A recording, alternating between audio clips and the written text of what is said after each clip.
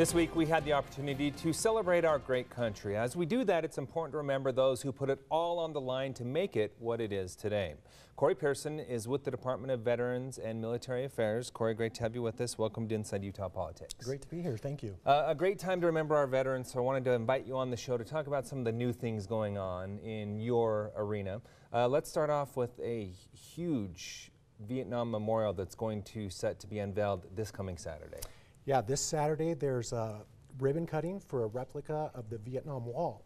It's actually going to be 2/3 the size of the wall that's in Washington, D.C. Yeah. I'm looking forward to seeing that because it's kind of hard to visualize that in Layton, Utah. Pretty awesome. No, it's really awesome, and I just have to give kudos to Mayor Stevenson, Vietnam Veterans of America, for all their hard work trying to get this together and actually building this replica. It's really neat. When I talk to Vietnam veterans, they really appreciate recognition they get now because they didn't have it when they returned from the war. So how important is it from a mental standpoint to be doing these things for those veterans?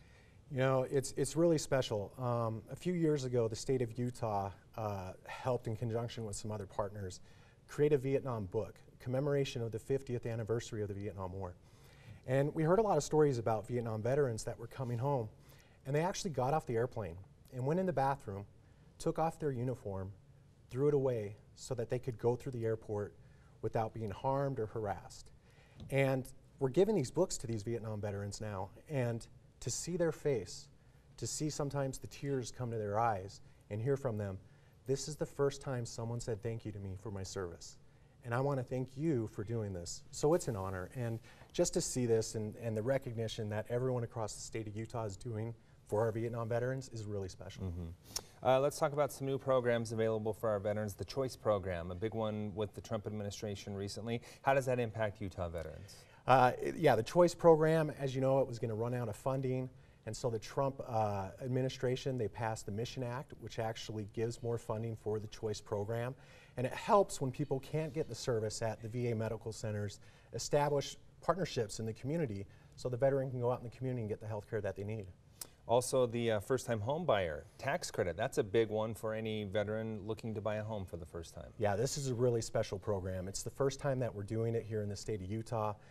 Those that are serving in the military, those that have served in the military, recently separated in the past 5 years, they can actually apply for a first-time home buyer's credit that they'll receive at closing. This program will start about the beginning of August. Okay, and Utah at Ease provides some benefits if a veteran were to find themselves on the legal side. Yeah, we know that, you know, at times there's things that veterans and military members, they might go through, and they might need some legal assistance. There's wills, there's trust, employment law, immigration law. And so on July 1st, we started a program. It's Utah at Ease, and it works with the bar and firms and lawyers here in the state of Utah where they can donate pro bono hours of service to help veterans and military members here in the state of Utah. All right, those are all very impactful services that have kind of come on recently, but we have all the traditional services available as well: mental health, physical health, education. Brief recap of those.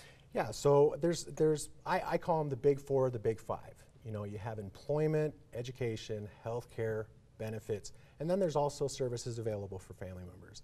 The problem that we realize here in the state or across the country is some people just don't realize that they are veterans here in the state of Utah.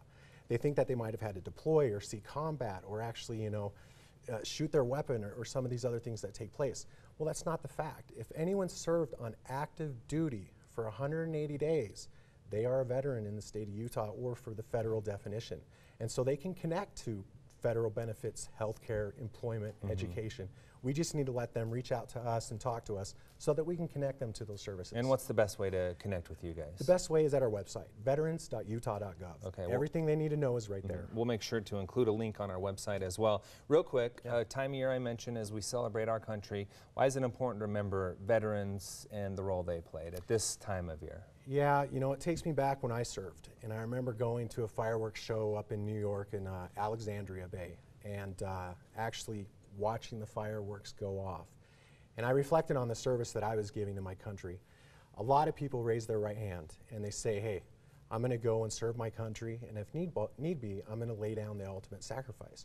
We need to remember that, and we need to thank a veteran, thank those that are serving, because they did raise that right hand and swear that oath. Yeah, and I'll take this opportunity to thank you for your service and thank you you for being here.